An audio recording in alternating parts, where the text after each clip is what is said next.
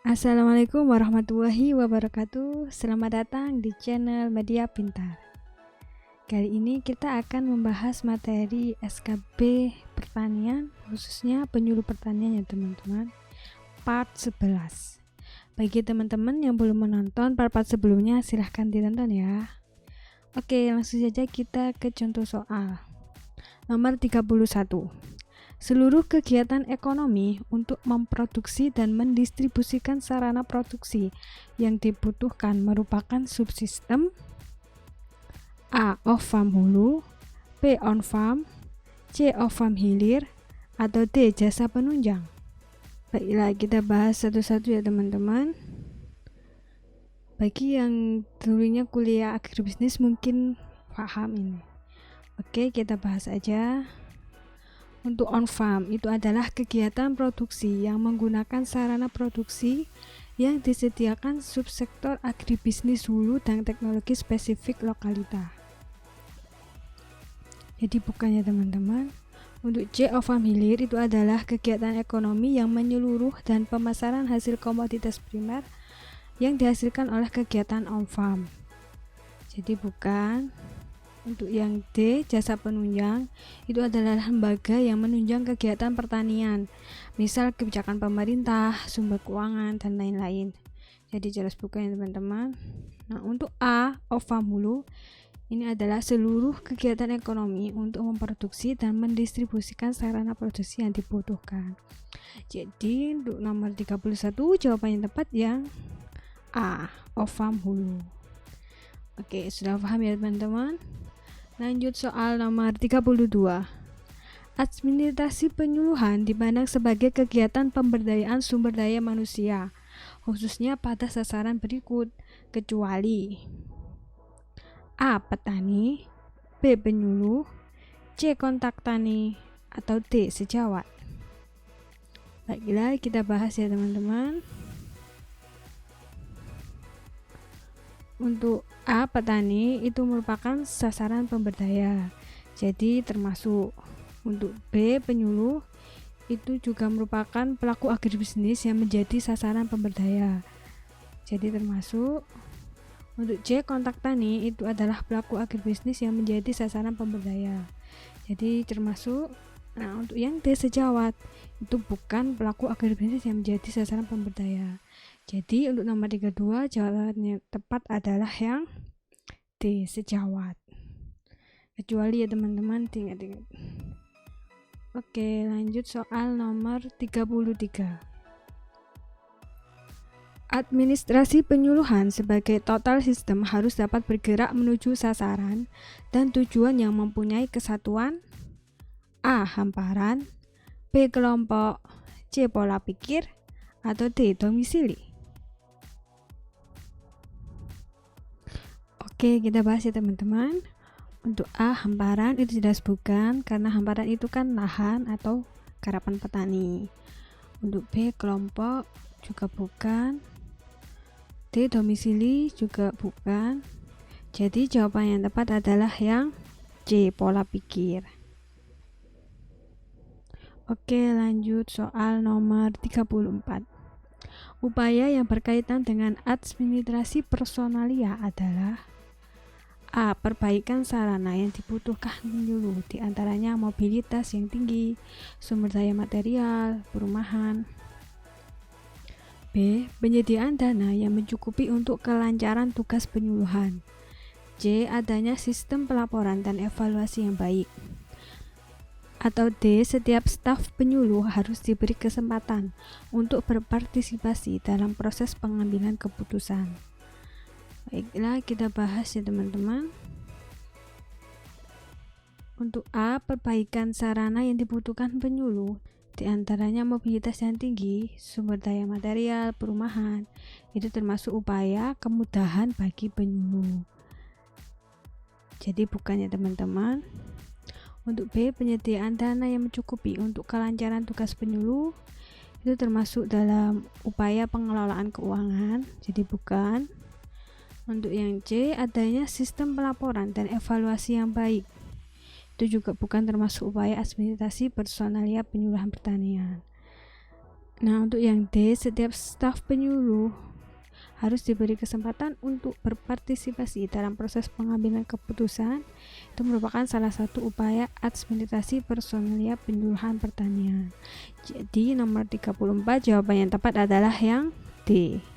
Oke teman-teman, lanjut soal nomor 35. Salah satu peran kelompok adalah sebagai kelas belajar. Artinya kelompok tani merupakan A. Tempat memperkuat kerjasama di antara sesama petani, dalam kelompok tani dan antar kelompok tani, serta dengan pihak lain. B. Wadah belajar mengajar bagi anggotanya, guna meningkatkan pengetahuan, keterampilan, dan sikap sehingga tumbuh kemandirian anggota dalam berusaha tani. C. Alat komunikasi yang baik antar sesama anggota, anggota dengan pengurus, serta anggota atau pengurus dengan penyuluh, bank dan KUD. Atau D. Wadah usaha tani yang dilaksanakan oleh masing-masing anggota kelompok tani yang dipandang sebagai satu kesatuan yang dapat dikembangkan untuk mencapai skala ekonomi. Oke, kita bahas ya teman-teman. Untuk A, itu merupakan peran kelompok tani sebagai wahana kerjasama, jadi bukan. Untuk yang B, itu peran kelompok tani sebagai kelas belajar, jadi ini yang tepat ya. Kalau C, peran kelompok tani sebagai alat komunikasi. Untuk yang D, itu merupakan peran kelompok tani sebagai unit produksi usaha tani. Jadi untuk nomor 35 jawaban yang tepat adalah yang B. Oke teman-teman, sudah paham ya. Lanjut soal nomor 36. Pernyataan yang benar terkait dengan KTNA adalah A. Merupakan organisasi dari kontak tani nelayan andalan hanya di wilayah kecamatan dan kabupaten atau kota. B. Semua kontak tani atau ketua kelompok tani menjadi anggota KTNA. C. Merupakan organisasi formal perwakilan petani. D. Berfungsi sebagai wadah musyawarah petani nelayan serta mitra pemerintah dalam menyelesaikan permasalahan petani nelayan di wilayahnya. Oke, kita bahas satu-satu ya teman-teman. Untuk A, itu salah. Kenapa? Karena organisasi KTNA tidak hanya ada di wilayah kecamatan dan kabupaten atau kota, tetapi juga ada di wilayah provinsi atau nasional. Jadi luas ya teman-teman. Untuk yang B, semua kontak tani atau ketua kelompok tani menjadi anggota KTNA, itu salah. Karena tidak semua kontak tani yang juga ketua kelompok tani menjadi anggota kelompok KTNA. Untuk yang C, merupakan organisasi formal perwakilan petani, itu juga salah. Karena KTNA merupakan organisasi non formal perwakilan petani. Jadi bukan organisasi formal. Oke, untuk yang D, berfungsi sebagai wadah musyawarah petani nelayan serta mitra pemerintah dalam menyelesaikan permasalahan petani nelayan di wilayahnya, itu benar karena merupakan fungsi KTNA. Jadi untuk nomor 36 jawaban yang tepat adalah yang D ya teman-teman. Oke, sudah paham. Lanjut soal nomor 37. Pengertian rembuk paripurna dalam kegiatan KTNA adalah A. Pertemuan lengkap seluruh anggota KTNA tingkat wilayah untuk menetapkan pengurus harian dan mengembangkan peran petani nelayan dalam pembangunan pertanian. B. Pertemuan lengkap seluruh pengurus harian ditambah utusan atau wakil petani nelayan dari tingkat di bawahnya yang membahas masalah umum kegiatan KTNA. C. Pertemuan antara pengurus harian ditambah dengan beberapa KTNA lainnya untuk menetapkan ketua KTNA dan ahli andalan sebagai delegasi mimbar sarasehan, membahas masalah dan menindaklanjuti hasil mimbar sarasehan. Atau D. Pertemuan pengurus harian KTNA untuk membahas kepentingan petani nelayan di wilayah yang bersangkutan. Oke, kita bahas ya teman-teman. Untuk A itu bukan, karena termasuk kategori rembuk utama. Untuk yang B itu benar karena termasuk kategori rembuk paripurna ya. Untuk yang C itu juga bukan karena termasuk kategori rembuk madya. Jadi salah ya teman-teman. Untuk yang D itu bukan karena termasuk kategori rembuk harian. Jadi jawaban yang tepat itu adalah yang B. Teman-teman, ingat-ingat. Oke, lanjut soal nomor 38. Berikut adalah upaya yang dilakukan KTNA dalam rangka penataan dan perbaikan organisasi, kecuali A. Penguatan organisasi dengan cara pemilihan KTNA secara demokratis dan transparan. B. Jumlah KTNA dari setiap desa sebaiknya tetap. C. KTNA harus dapat mengatur pelaksanaan hak dan kewajiban anggota. Atau D. Perlu campur tangan pemerintah dalam proses pemilihan KTNA. Oh ya teman-teman, KTNA itu singkatan dari Kontak Tani Nelayan Andalan. Jadi yang bukan merupakan upaya yang dilakukan KTNA itu adalah yang D.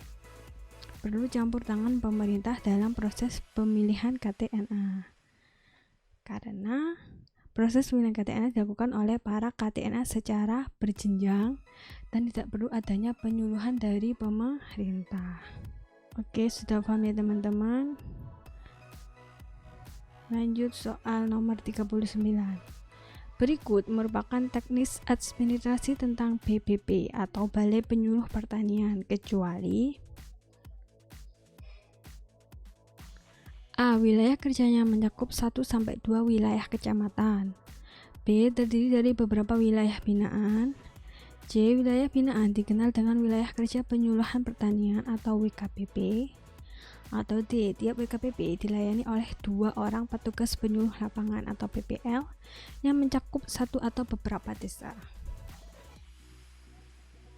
Oke, yang bukan merupakan teknis administrasi tentang BPP itu adalah yang D, karena tiap WKPP dilayani oleh seorang PPL, jadi hanya 1 orang bukan 2, jadi yang D itu salah.